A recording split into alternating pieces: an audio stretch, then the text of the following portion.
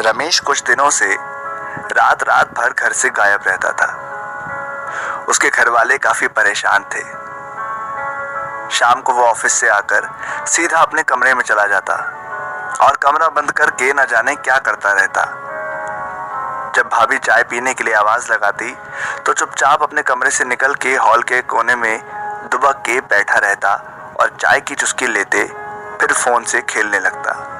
बाबूजी उससे बात करने की कोशिश करते तो सिर्फ सवाल का ही जवाब दिया करता। माँ जी के सवाल का भी बगैर कोई जवाब दिए टुकुर टुकुर वो उन्हें ताकता रहता।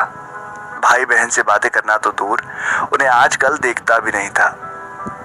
वैसे रमेश आदत से कम ही बोलता था। यही वजह थी कि किसी को इसमें कुछ भी असाधारण नहीं लगा, पर माँ की नजरों से तो किसी का कुछ भी नहीं छिप सकता। रमेश का ऐसा अनूठा बर्ताव व गिरती सेहत देख माताजी किसी अनहोनी घटना से आशंकित रहने लगी।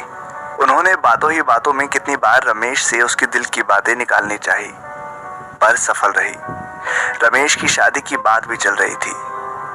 2-1 जगह लड़की भी देखी गई, पर रमेश को बिल्कुल पसंद नहीं आई।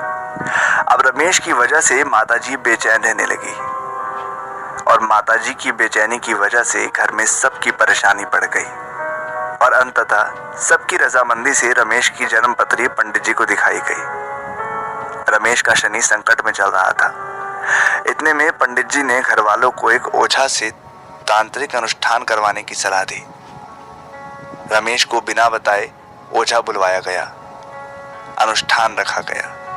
अनुष्ठान कर ओझा ने कहा कि लड़के पर प्रेतनी का साया है, उतारना होगा। तय दिन एक अभिमंत्रित रुमाल रमेश की ज्यादातर पहनने वाले पैंट की जेब से अंदर चुपचाप रख दिया गया और सभी चुपके से रमेश की जासूसी करने तैयार बैठ गए। पहले की तरह सामान्य रूप से रमेश घर आया, कमरे के अंदर घुस छिटकनी लगाया। कुछ देर अंदर बैठा रहा। भाभी ने चाय के लिए आवाज लगाई तो कमरे से निकल के हॉल के कोने में बैठ चाय पी ली। जब सभी टीवी देखने लगे तब वो बाहर निकल पड़ा।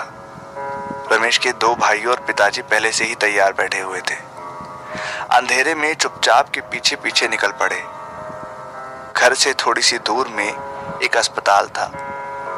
गांव वाले कहते थे कि उस अस्पताल के आसपास जवानी में मरी हुई औरतें चुड़ैल बनकर रात को निकलती हैं।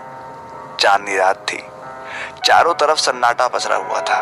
बीच बीच में कुत्ते रोने की आवाज आ रही थी।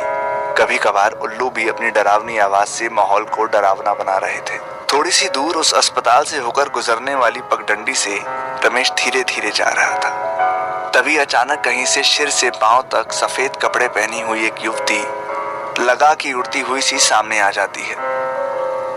दोनों आमने सामने खड़े होकर कुछ बुदबुदाते हैं, फिर एक टीले में चढ़कर एक पत्थर पर दोनों बैठ जाते हैं और फिर दोनों हाथ पे हाथ धरे बातें करने लगते हैं। ये देखकर दोनों भाई घबरा जाते हैं, पर रमेश के पिताजी दोनों को हिम्मत बंधाते हुए टॉर्च लेकर रमेश और उस चुड़ैल के करीब पहुंचकर टॉर्च की तेज रोशनी दोनों पर डालते हैं। दोनों घबरा कर उठ जाते हैं और डर के मारे कांपने लगते हैं। हालांकि रमेश जिस चुड़ैल से मिलने आता था वो कोई और नहीं बल्कि उसी अस्पताल में नर्स का काम करने वाली गांव की लड़की रूपाली थी। नर्सिंग में वैसे भी सिर से पांव तक सफेद पहनावा पहनना होता है। इसी वजह से स्याह रात को रूपाली इस पहनावे में दूर से चुड़ैल जैसी दिखती थी। दोनों में गहरा प्यार था, परंतु बदनाम होने के डर से दोनों गांव में नहीं मिलते थे।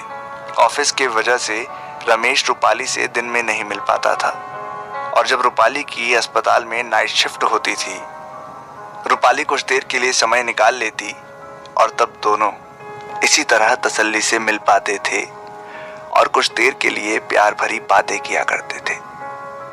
कुछ ही दिनों में दोनों घर की रजामंदी से रमेश और रूपाली की शादी हो गई।